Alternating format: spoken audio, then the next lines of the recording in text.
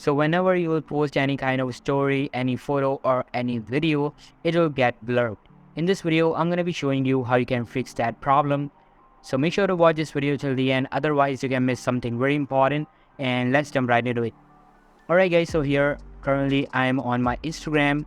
Now the first thing you need to do, you need to make sure that your Instagram application is updated or not.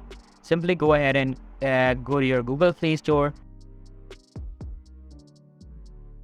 search for Instagram and check if there is any update available for Instagram. Make sure to update it to its latest version. Once it's get done, simply open it up again. Now this time you're gonna go to your profile section, head over to your navigate up to the top right and go to settings. In here you're gonna go to account and just simply click on cellular data use. And here you will find media upload quality.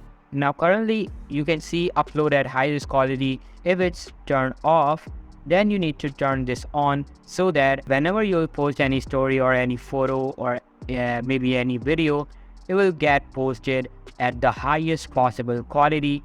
This is basically how you can fix blurry photos and videos over on Instagram. If you found this video helpful, then make sure to give this a huge thumbs up, subscribe to our channel. Thank you so much for watching.